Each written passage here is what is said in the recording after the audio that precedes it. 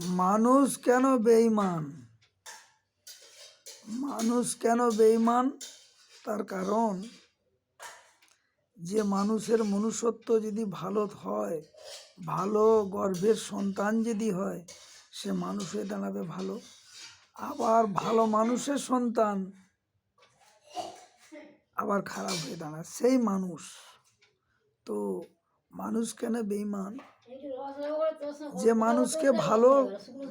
মানুষকে তুমি ভালো বলবে, সেই মানুষের যদি মানবতা থাকে বা সে একজন ধার্মিক, সে একজন মানুষ দাঁড়িয়েছে ঠিক বটগাছের মতো, তার যদি ভাবনা হয় বটগাছ যেমন ছায়া দেয়, তাহলে সেই মানুষ কিন্তু ভালো মানুষের জন্য, সব খারাপ মানুষের জন্য ভালো যেটা করে, ভালো মানুষের জন্য সেটা করে।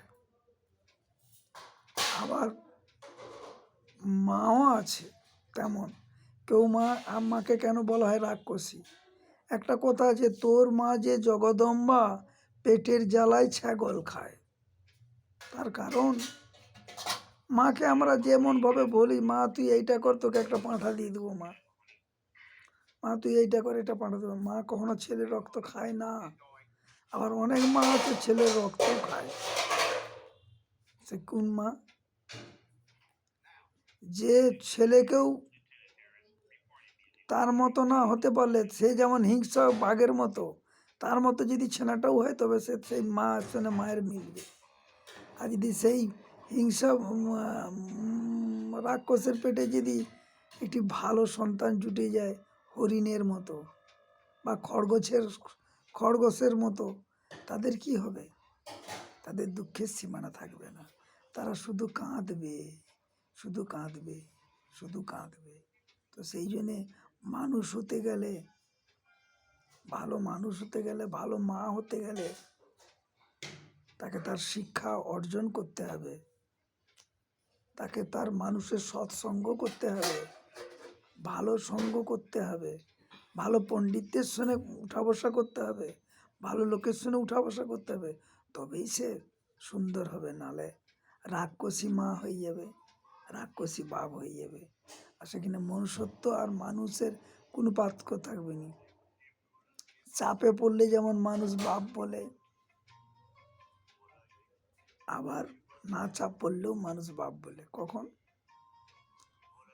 দেখবে, যখন অতল জলে ডুবে যাচ্ছে, বাঁচাও বাঁচাও বাবা বাঁচাও, মা বাঁচাও, যে বাঁচাও। যেমন কাকেও যদি সে ভালো মানুষ হয়েও তাকে যদি খুব বিপদে পড়ে, সে দেখবে তখন বলে আমাকে মারো, ছাড়াও, জুতা মারো, এই করবে। কেন?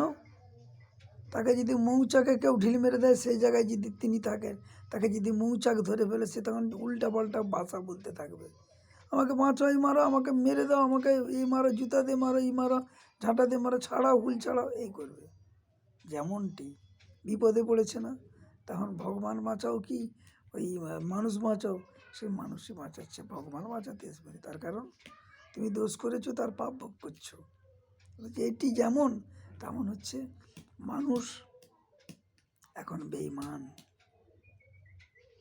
মানুষ এখন বেঈমান।